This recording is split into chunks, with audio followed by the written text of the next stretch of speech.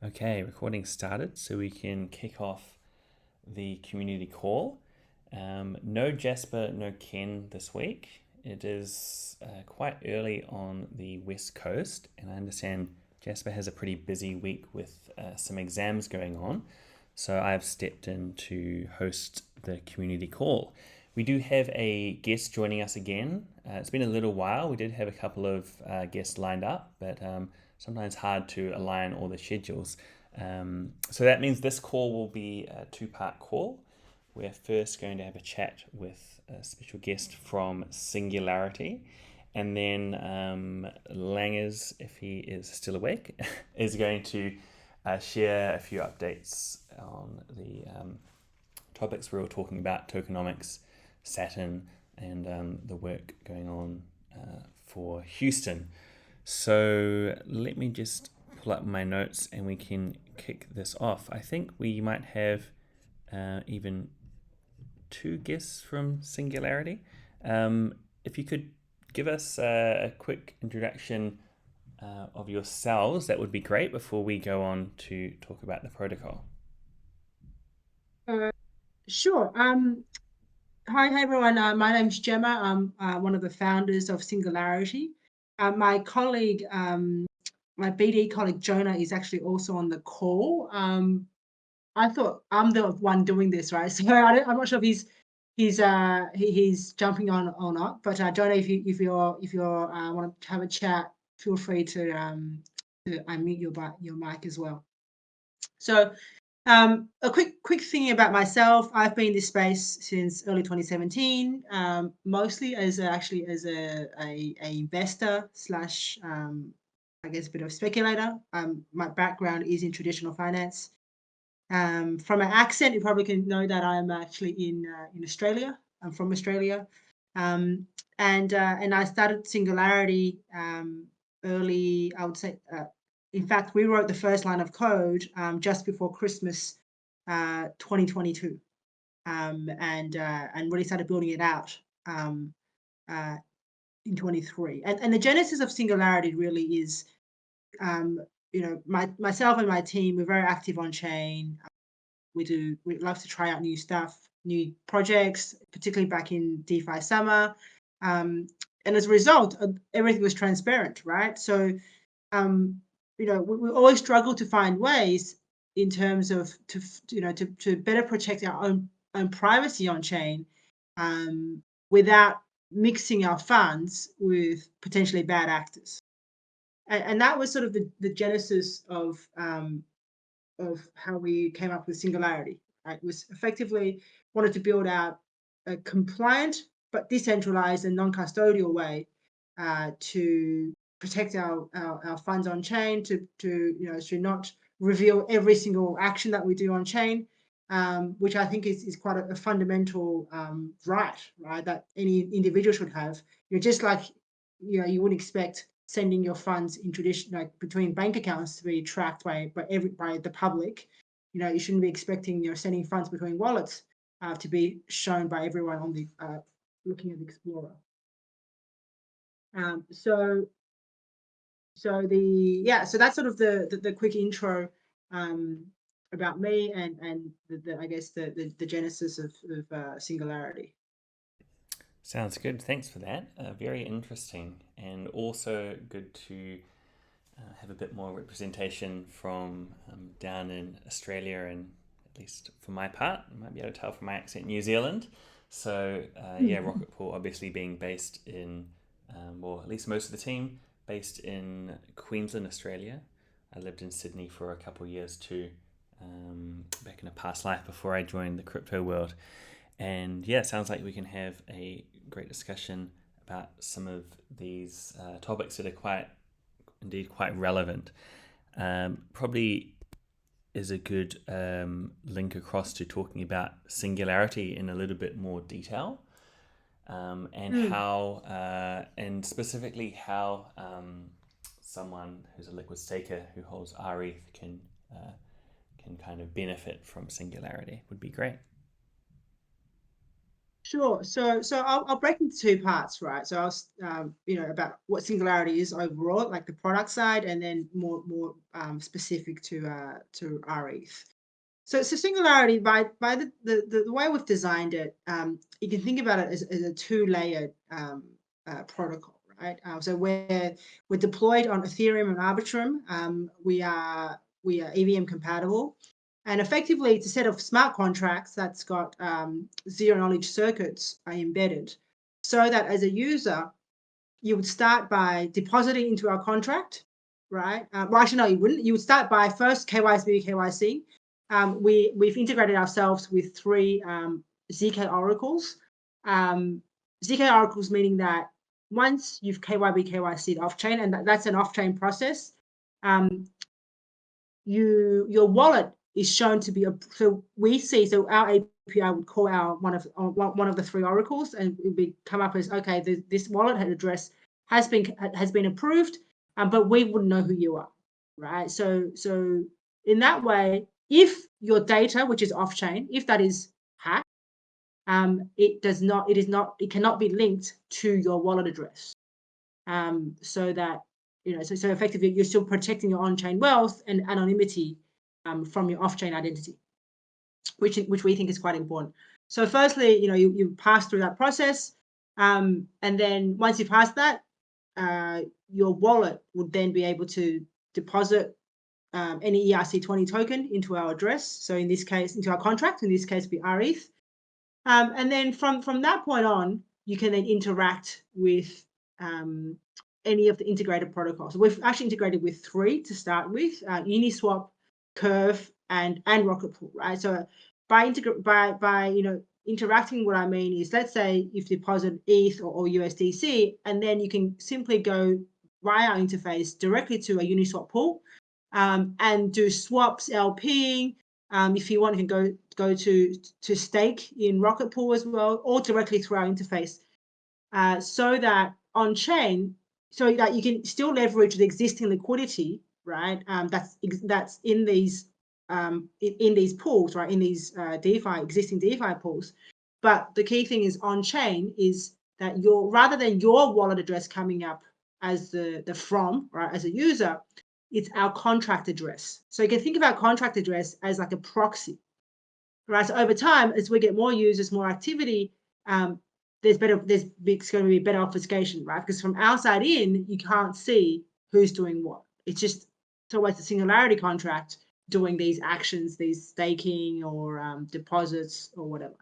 So that's sort of how the overall user flow product architecture.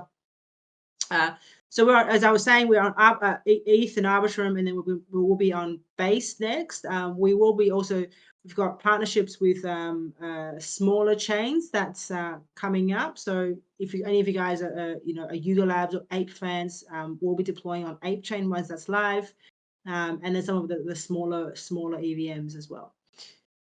So specifically for Rocket Pool, right? So Rocket Pool is actually one of the only three DeFi protocols we've integrated with, because we wanted to give our users an option to stake anonymously, right? To stake without telling the market that that they are staking. And we've looked at various staking protocols, and we picked Rocket Pool because actually we're a big fan of how it's been the architecture, right? The level of decentralization we think for Rocket Pool is probably on that spectrum is probably definitely towards a very decentralized architecture, which is aligns with our ethos, but also from a development perspective, it makes contract calls much easier, right? Where some of the other projects is quite centralized, there are lots of off-chain components, which actually makes it almost impossible for us to integrate. So that's one way, right? So as a new user who has ETH and wants to stake in Rocket Pool, they can directly stake via us and directly deposit stake into the Rocket Pool contracts. Now, as existing rETH holders, so what we could do is actually participate in our compliant staking campaign, which in fact we've only launched about I would say probably 10 days ago. So it's very, very new, and we haven't done any significant marketing yet other than just putting it on Twitter. So in fact, that probably leads to the sort of the next bit about what is compliant staking, right? So I guess Nick, I might just continue on. Yes, please feel free to. Sounds great. Yeah. So with the compliant staking, really is we as any user, right, who hold rETH can in fact. So okay, what's the point of compliant staking, right? We just want to grow our TVL, but the real reason is by having greater capital locked, more funds locked in our contracts, it actually provides better obfuscation for everyone else, including yourself, right? So by having more users, more funds locked, it makes the privacy better, right? Improves the level of privacy that everyone else gets. So in fact, by staking in the contract, your capital is quote unquote effectively doing work for the protocol. So in return, as a user, you as a staker, you get points. Right? We don't have a token yet. It's TBD. So in the meantime, we'll have a set of points, and that the points landing page. I think we can definitely share that after the call. On the details of points, but effectively it's a sort of a scale based on how much you've deposited and for how long. There's no hard lock, so anyone can withdraw at any time. We don't really believe in locking people's funds up just for the sake of just boosting TVO. I think if people want to stay, they can stay. If not, they can withdraw anytime they want. And but obviously, those who stay will be rewarded with additional bonus. And if you stake rETH, any yield that you gain from your existing rETH goes to you. We don't take any of that. I know some other protocols do take a share of those returns. No, we don't take that. So effectively, you're accruing the existing yield you're getting from rETH plus the additional points incentives that we have. Now, the other key element to understand is once you've deposited rETH, what happens is you've deposited locked rETH, and remember you have to KYC to deposit, right, to interact. What then happens is you will then mint an equivalent 1-for-1 wrapped rETH. So we call this Singularity rETH, right? So SG rETH. Now it is always 1-for-1 backed by the number of rETH in the pool, right? So you can always come back and redeem. Now the Singularity rETH, any holders of that will get the points, right? So down the track, so meaning that probably sometime in August, we'll actually spin up a liquidity pool, so that for those of you who don't want to hold on to your SGRE, you can in fact just sell it on the market, right? And then which means, and because SGR, the wrap token itself has no privacy component, that's a key to understand. The wrap token itself is just a plain ERC20.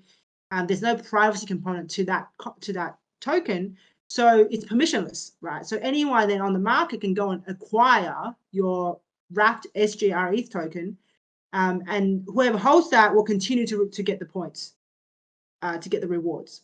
So it becomes a way for users to more easily get in and out of positions, right?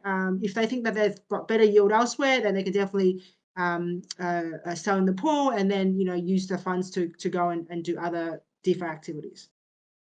But similarly, also then provides those who don't want to KYC, or those who just can't be bothered to KYC, but still want some exposure to our incentives, is to simply buy the wrap token on the market. So that's one way for liquidity. And then and over the coming I would say the coming months, in addition to liquidity pools, we're definitely going to, we've got a pipeline of other DeFi partners, which we'll bring on one by one. So lending, borrowing market. So effectively to create more utility and use cases for the wrap token, right, for SGREs. So in the meantime, so effectively you get you'll still get your rETH yield incentive from us.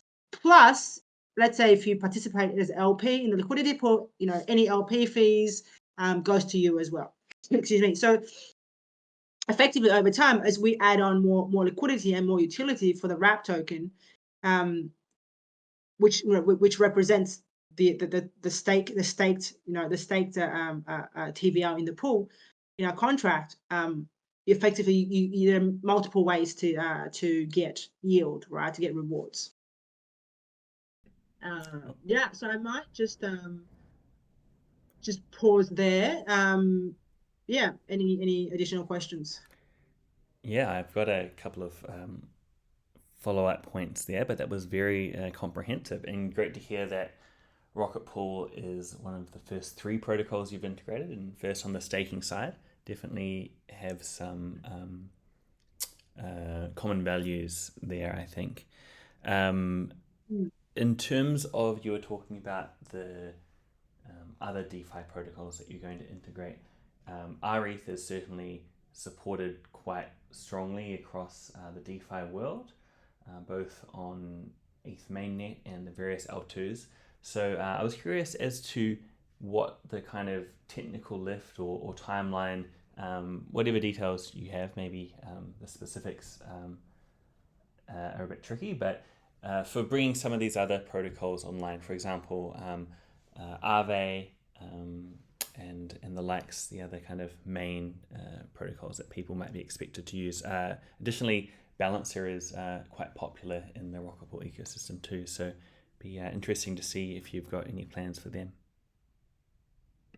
Sure. So on average, the integration does take a while because it's effectively, you think about a smart contract integration, but anything that requires circuits. So when we do the integration, it's effectively the integration itself requires ZK circuits as well, right? So that is quite. It's not difficult. It's just very laborious, right? It takes a while. So typically, it takes about 3 weeks for us to sort of complete integration with a new DeFi project, and that is, and we don't have a big team. Our team is only 7 people with 8 people with 5.5 devs. So we're a small team. So 3 weeks. That now what we're going to do. The reason we picked the 3 ones we already have now is simply based on user numbers, interest from the market. So it's good to hear that that Rocket Pool users are very active on Balancer. So it really depends on feedback. We can simply prioritize projects that, let's say, Rocket Pool users want to use and have shown a desire to use through Singularity. Then we can definitely prioritize that. But at the moment, we've got so it's not just integration with DeFi projects, but also we a part of our roadmap is which chains we're going to deploy on next, right? So we've got Ethereum, Arbitrum, and then Base. We've got like Ape Chain coming up and a few other smaller guys. So it's we aim to sort of deploy on probably one chain every 2 or 3 weeks. I think chain deployment is a bit easier than integrations, and integrations is one every sort of three weeks, right? So we've got we do actually have a couple of DeFi projects. DeFi is in lending markets, not Aave, but smaller. They're a little bit more. They're easier to work with because I think Aave as a DAO, you often have to the whole process of voting to get in. It just takes too long, right? So we've actually got 2 live borrowing lending markets that are keen to work with us. So hopefully we'll have at least one of them on by end of August. So again, that provides sort of the first ability for users to collateralize against SG rETH and borrow assets from that. All right, thanks for that. Definitely can appreciate the realities of working with a small team, just like over here at Rocket Pool. Doesn't mean that you have to focus on the priorities at hand. And then I suppose talking about all that integration work, the various protocols, the various chains, whenever anyone's interacting with a DeFi protocol, security is a main concern, usually one that kind of goes without saying, but for anyone wanting to deposit rETH with Singularity, is it possible for you to share a little bit of information about, I assume there's been some audits taking place, maybe there's a bug bounty or kind of any other security measures that users might want to know? Absolutely. So security for us is paramount. We are built with one group of users is institutional, so funds, right? So funds, anyone with large sums of money on chain are extremely careful. So for us, security is our first priority. I also fly in the plane too much. The so what we've done is we've got 2 audits completed, back in, I think, end of May. It was, yeah, when they were completed. So just before we deployed on mainnet, by Zelic and by Three Sigma. Right? Both are very top tier auditors, and we picked them because the key to our security is in fact in the zero knowledge circuits, right? In ZK, so the proofs and circuits. So both are definitely top tier with ZK, right? And and the cost is also top tier as well. But I think it's definitely capital well spent. So we've done both, and the audits are available in our Gitbook online, so we can definitely share that after the call as well. They found some very interesting vulnerabilities, and it's not just about finding sort of bugs in the codes. It's also about attack angles, right? I think the both of them spent. I think that the audits for both actually took nearly 2 months, so it's quite a large. We do have a large code base. It's quite a large audit, and a lot of that time we had to spend trying to attack from different vectors, right? There were some very interesting vectors which we didn't think of. They came up with, and we were able to quickly fix before deploying on mainnet. So I think it was overall a very, very good experience. So that's one, and then the second one, which is also now live since I think since a couple of weeks ago, is in fact we're working with a security firm called Cube AI, which actually does on-chain real-time monitoring of any potentially red flag actions. So what happens if there's a red flag, depending on the severity, we can actually either pause withdrawals or pause deposits, and try and work it out, right, before to protect user funds.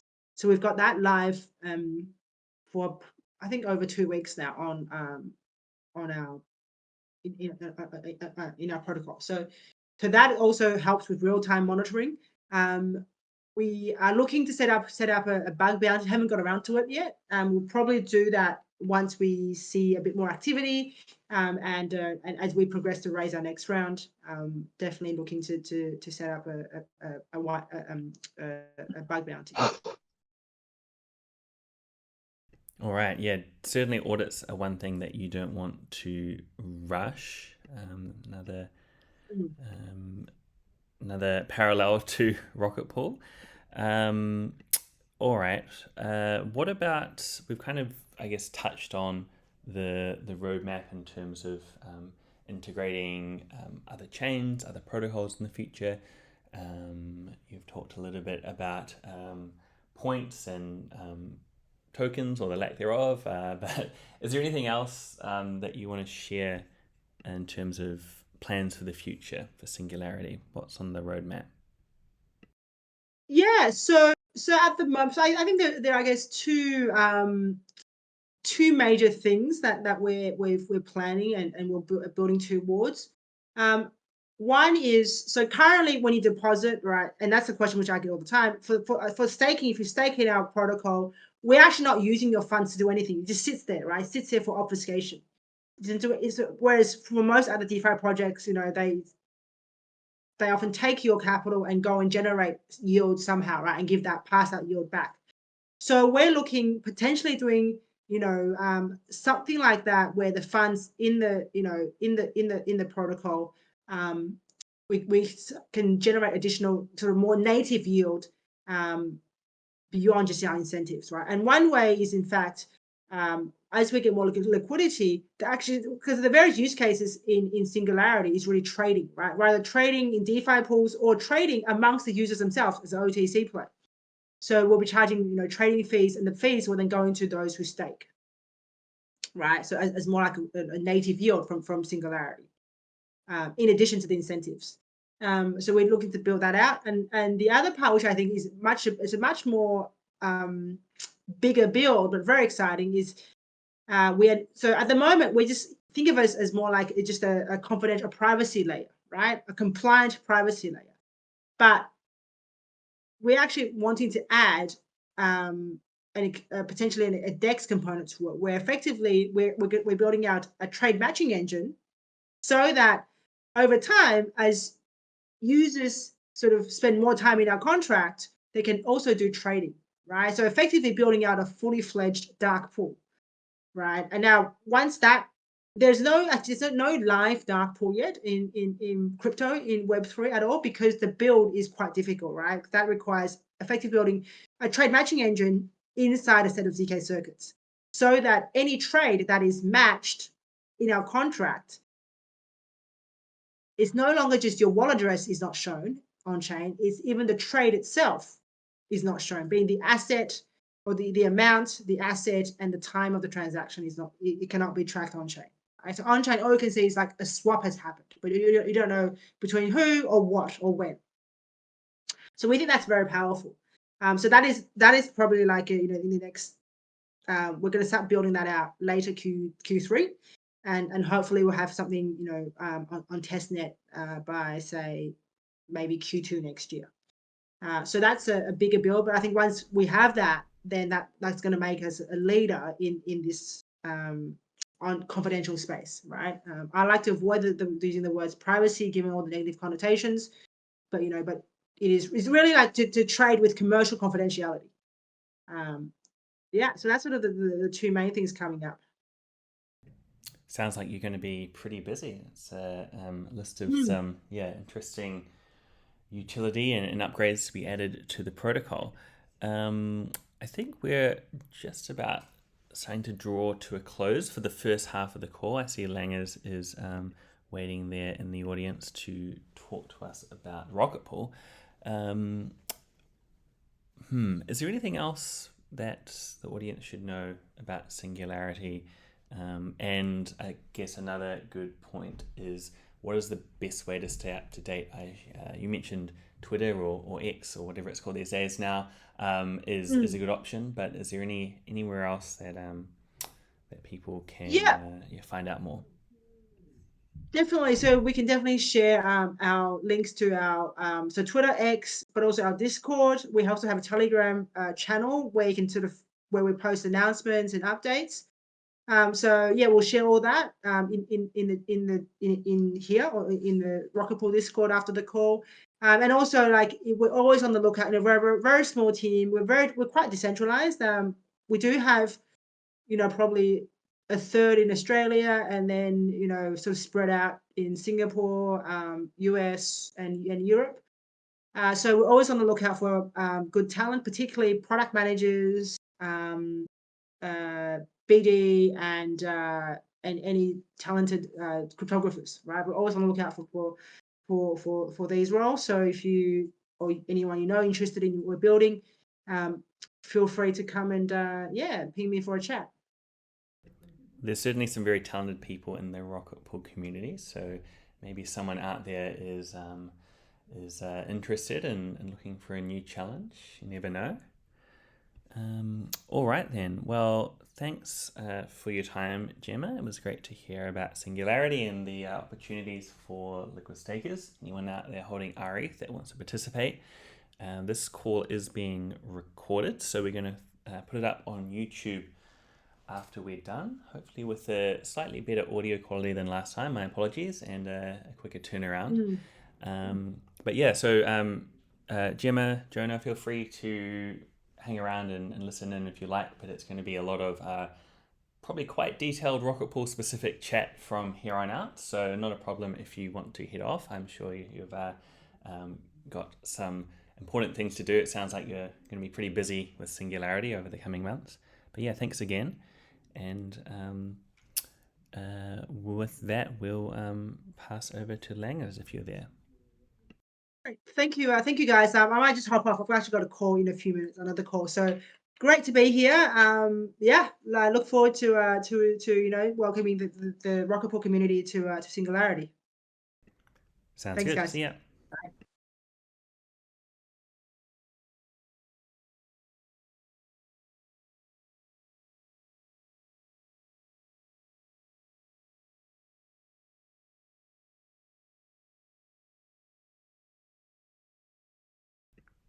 Okay, bi-weekly time. How's it going, Langers? Yeah, good. How are you? Can you hear me okay? I can indeed. Yes. It's just us now. You probably missed it at the start of the call, but yeah, West Coast US is well until you sleep, and Jess was busy with some exams. So we can go through the latest bi-weekly update together. Sweet, let's do it.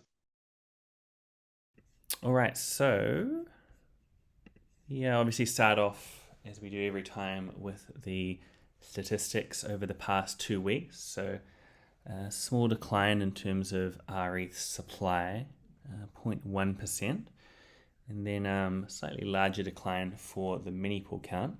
That's at 0.8, but slight uptick in the number of new node operators registered. I guess that's a trend that we've been seeing for a little while now, but at least on the bright side, I suppose that we're not seeing significant outflows. Probably a little bit tired of providing the same commentary every time we talk about this. But yeah, I suppose it's the same trends at play, right? See, recently there were a couple of announcements from restaking protocols. I think it was... it was EigenLayer and I think EtherFi, maybe someone else. And so they're kind of continuing to play around with tokens and points and seasons and whatnot to retain their TVL. So interesting time in the staking market for sure.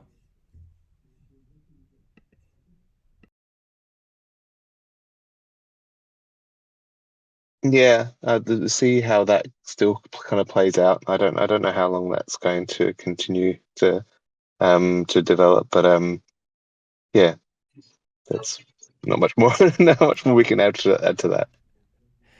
Yeah. We do have a new version of the smart node that just come out. I think it was a few hours before this bi-weekly update was published. It is beta 3. Yeah, beta 3 of the 2.0 testnet smart node. So I suppose the first thing to note is please don't try and run this on mainnet. But the V3 has, it sounds like, a few fixes and some new features and just continual improvement from Fornax there. Anything else to add, or any specific features or improvements that the testers should be looking out for? So I think that one includes the stuff that Thomas has been working on in terms of the PDAL status stuff. So if you're using it on Holski, which you should be, then essentially it'll have a lot of the PDAL features that weren't in there before. So essentially Thomas has been kind of getting V2 up to speed with the PDAL features essentially. So there was V1 was kind of like a little bit ahead, and now I think we're very close to being feature parity with V1. So that's really exciting. That's a good milestone to be, because being obviously feature parity means that it's ready. Well, it's not ready for release yet, because it still needs refinement, but it's certainly it's there enough that we can use it for pretty much everything. Right, so some good work from the new, can we call him a junior dev? I'm not sure. Anyway, I saw he was on the call before but dropped off. Maybe a little bit shy with you talking about him, but yeah, regardless, great to see some good progress there. And then I think probably the bulk of this call will touch on the next handful of items that everyone's been talking about lately.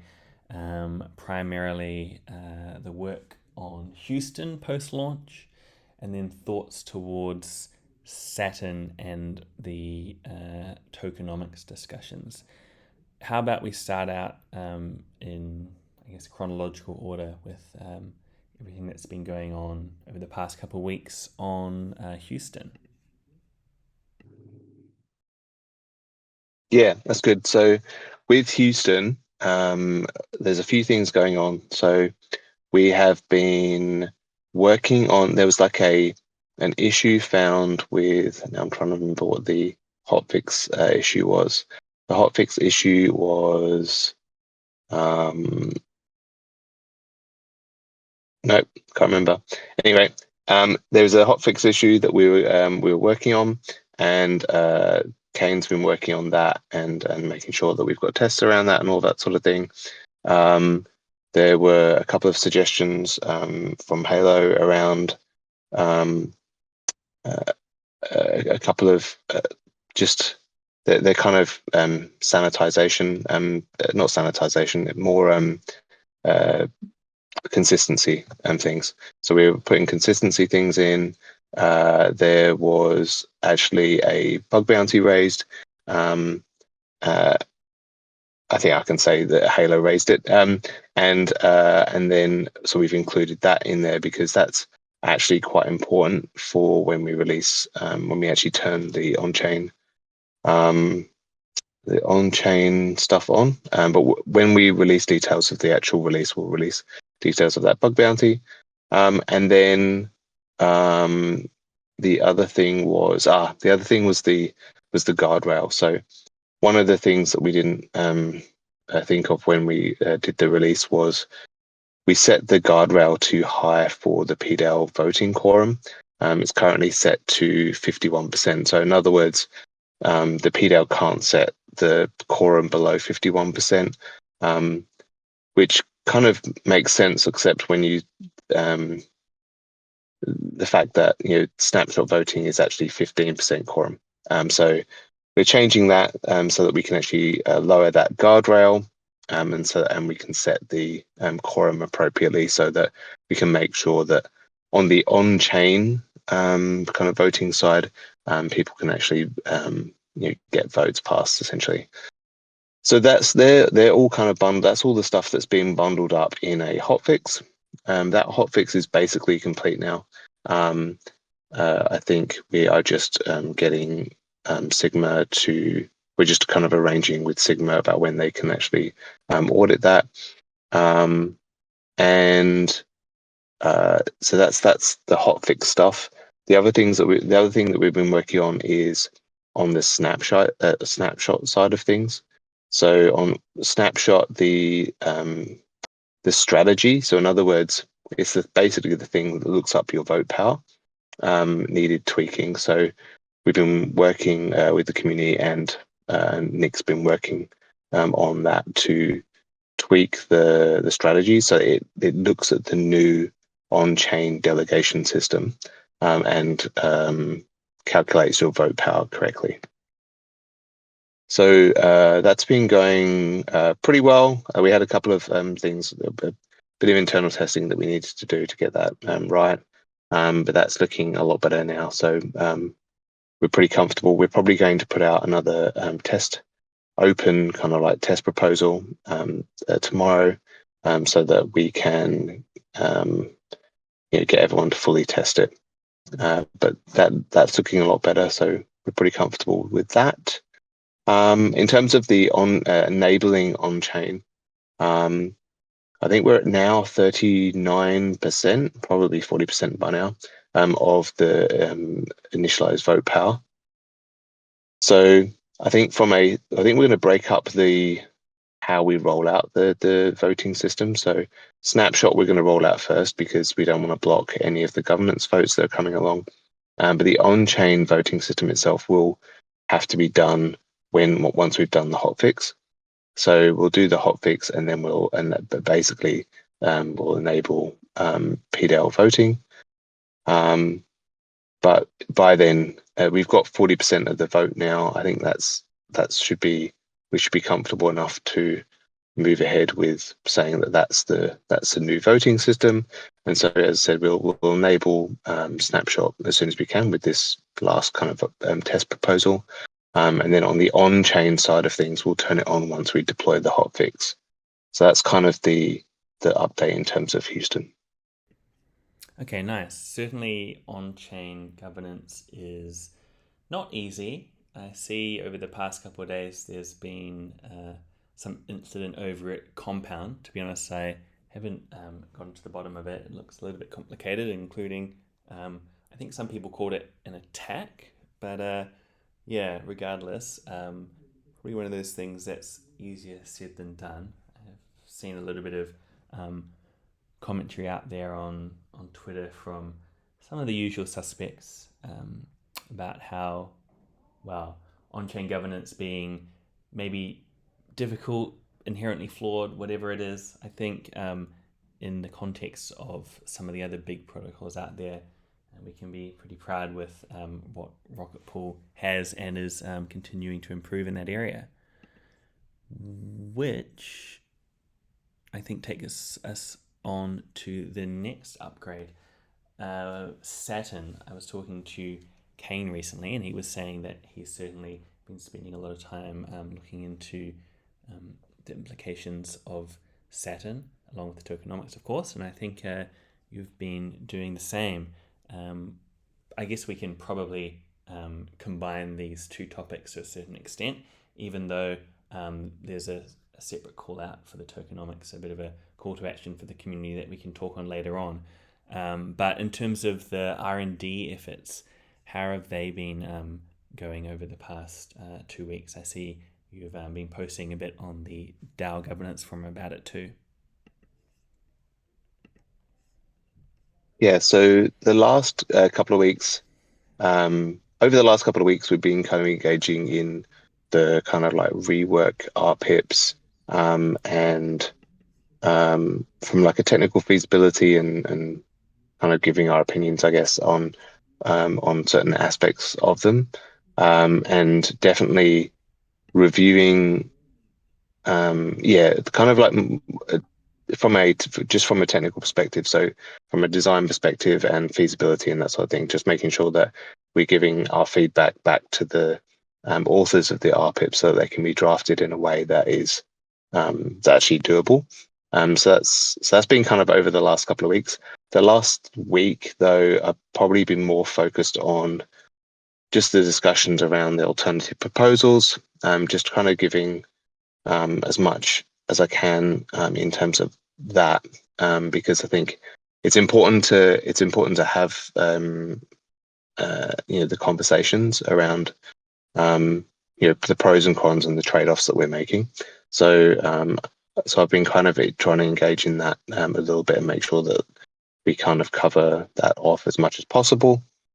So I had a post on the 1KX proposal, and I think I need to do a follow-up on that soon, because Mike's come back about some stuff on that. And also I posted one on Evan's alternate proposal as well. And I'm also writing one up for the rework proposal so that I'm kind of consistent. I've been a lot more engaged in terms of the rework one, mainly because it's a lot more mature. It's been around, and the authors have kind of engaged, along the way. The other ones are kind of like newer, so there hasn't been as much engagement. So this is like the initial kind of engagement elements for those. But I thought it kind of like, for consistency, I should write a similar format kind of review for the rework one. So I'll be posting that tomorrow. I think I've got just a little bit left on it to do, and then I'll post that tomorrow. But yeah, no. So it's from that perspective, I think it's going well. I think the RPIP authors have and everyone involved have been trying to work towards getting like consensus, getting something that everyone can kind of agree on.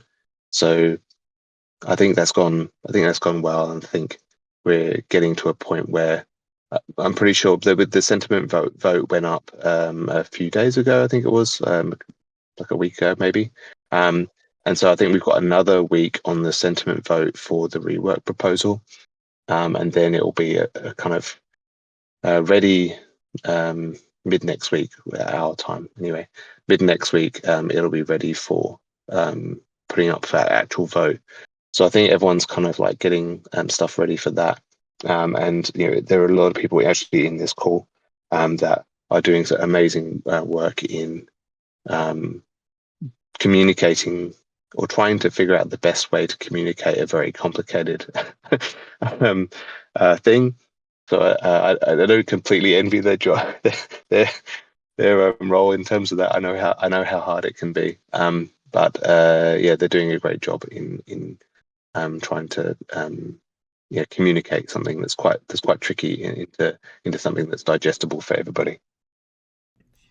Yeah, of course, it's great to see progress being made in that area, but at the same time, obviously, tokenomics are pretty critical to how our protocol operates. So we want to make sure that whatever the decision is, there's a lot of research and thought and consultation going in behind it. Good to see it ticking along there. What have we got next? EIP 4788. Kane shared a thread about that. That's Beacon State root, right? And how it can enable future upgrades to the protocol. Not sure if we've talked about that on a community call in the last little while. Do you have any kind of insights on that? Yeah. So there's some renewed discussion from the core devs around 4788 and making it kind of future proof. So I think it's going to be interesting, because there's a few kind of EIPs that are coming out to try to ensure persistence of that going forward. It's a bit technical to kind of go into, but so one of the main issues is that so we've got this fantastic EIP 4788, which enables us to write these proofs so we can prove basically loads of things about the validator state or the beacon chain state, which really helps us, and it kind of enables megapools. It does enable megapools. But the issue that we have is that during a hard fork, the containers can change. The containers can change, and so if the containers change with every hard fork, essentially we need to upgrade the verifier to move in lockstep with Ethereum, under the hood, whatever the actual state is.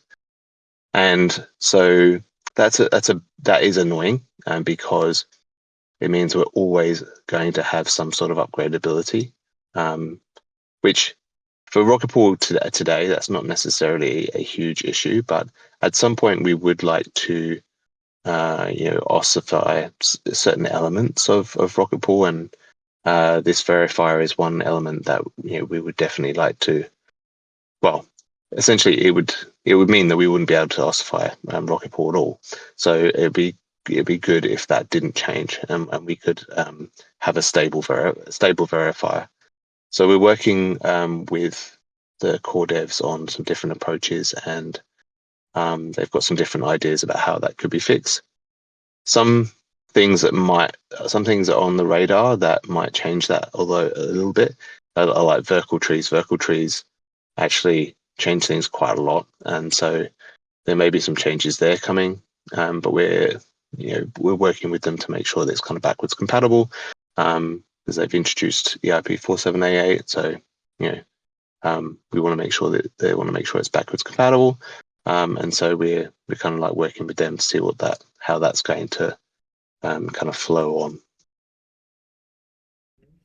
Okay, so anyone who's still on X should click through from the biweekly and engage with Kane's thread there to give that some visibility. I think we might even be able to release you shortly, Langers. I can probably go through the rest of the biweekly update in terms of some of the governance, integrations, media and marketing topics, unless there was anything else that kind of came to mind, or if anyone wants to drop a quick question in trading, we can cover that off before I finish the rest of the biweekly update. That's a big buy order.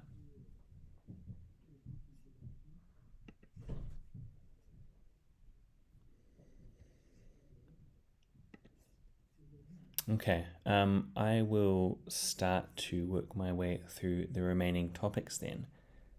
If you do have any questions, obviously trading is the place to put them. I'll try and keep an eye out there. All right, what are we up to? I'll stay on for a couple of minutes. I'll stay on for a couple of minutes just in case any questions come through, and then I'll drop off. Sounds like a plan. So we talked about tokenomics a little bit, but there is, as I mentioned, a bit of a call to action, and Langers talked about it too, the sentiment poll that's up there on the DAO Governance Forum. At this point, it's been live for, I think, slightly over a week, and as you would expect, got pretty good engagement and already a lot of votes. I think it's a safe bet that it's one of the, if not the most voted on sentiment polls there to date. But if you haven't checked it out yet, now's probably a good time to do so. You can probably tell that there is some good progress being made on the tokenomics front. So if you do have any inputs, sooner is always better than later. So head on over there and have your say. In other governance news, we've got a couple updates from the GMC. So first of all, they released the results of round 14 for grants, bounties, and retrospectives that may affect you. There are a few community members, including on this call now, who receive support from the GMC for the great work they do for the protocol. And speaking of, the GMC have been working with Flat Money. So if you're an ex-regular, you will no doubt have seen some of the posts from Flat Money talking about the opportunities in DeFi if you're holding rETH. There's a bit of work there to fund individuals and teams who are building on Base. The biweekly link goes through to a summary, so there's a little bit of information. I won't run through it all here, but essentially anyone who integrates rETH into their protocol or promotes awareness about Rocket Pool on Base can potentially share in a $3,000 prize pool. Just checking in on the mic here. I can't hear anything. Hang on. All right. What do we got next? I think this takes us to integration. So we've obviously heard a lot from Singularity earlier in the call. If you would like to read a bit more about that protocol, there's a link there to a recent announcement. And then also rETH is now available on Gnosis chain. There's a pool there at the time of publishing, at the very least. It's an rETH ETH pool paying out a pretty decent APR, so might be worth checking out. And it's a few media and marketing topics lately. The tokenomics has been continuing to get some attention, both from, small accounts, community members posting about it too, through to just recently DL News or DeFi Llama News posting an article. So that's good to see. We've also got Langers on another talk tomorrow. That is a panel AMA, and there is some information in the event section of Discord. Once this call is over, I will pop in there and update it, including a link, or you can find the link from the bi-weekly update too. Part of the round 14 that I mentioned about earlier from the GMC for grants, bounties, and retrospectives included funding towards Rocket Land, being built up by Romana, or I think as he's known today, only Dev, there in the call. There's also a call that's gone out for help to test it out. So if that's something that you're interested in, go have a look. Rocket Land, as we have here, summarized by the Rocket Fuel Intern, or Rocket Tool as they're known, gives you the opportunity to avoid RPL collateral by borrowing or lending it for potential node operators within the ecosystem.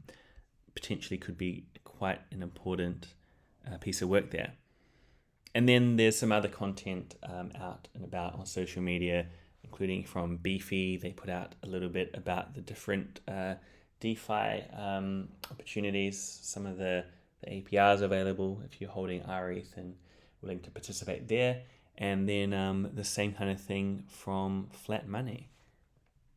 And with that, I think we're at the end of the call and probably just ticked over 1 hour. Recording's going up on YouTube soon, TM, and we'll see if we can get Jasper on next week for hosting this call. I think we have a guest lined up from a protocol called iYield, which is, as I understand it, somewhat of an aggregation kind of monitoring service, which could be quite useful to someone out there with a lot of different wallets on different chains doing different things in DeFi.